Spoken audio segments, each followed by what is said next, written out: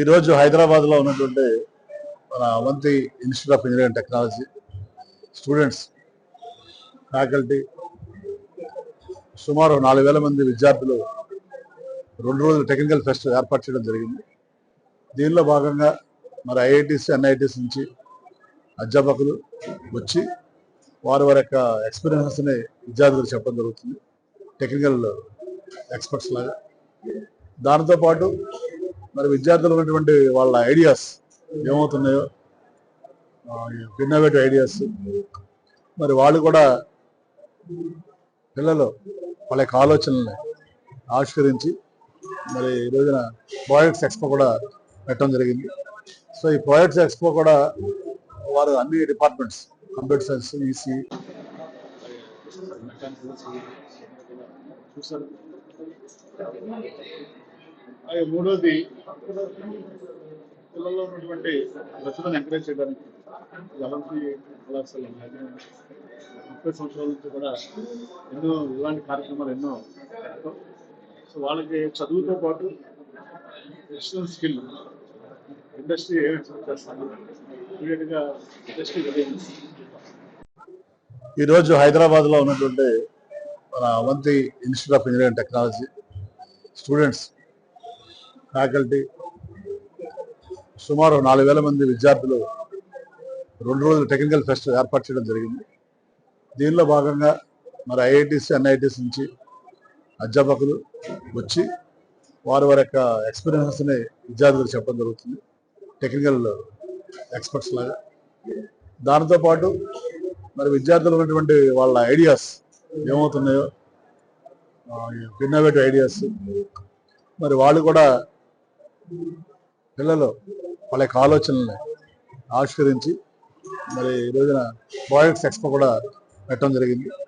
So ఈ projects expo కూడా వారు అన్ని డిపార్ట్మెంట్స్, కంప్యూటర్ సైన్స్, ఈసీ, చూసారు. అలాగే మూడోది, పిల్లల్లో ఉన్నటువంటి ప్రతిభను ఎంకరేజ్ చేయడానికి 11th కళాశాల 30 సంవత్సరాల నుంచి కూడా ఎన్నో ఇలాంటి కార్యక్రమాలు ఎన్నో. సో వాళ్ళకి చదువుతో పాటు ప్రొఫెషనల్ స్కిల్, ఇండస్ట్రీ ఏం ఎక్స్పెక్ట్ చేస్తాను, ఇమీడియట్గా ఇండస్ట్రీ రెడీనెస్.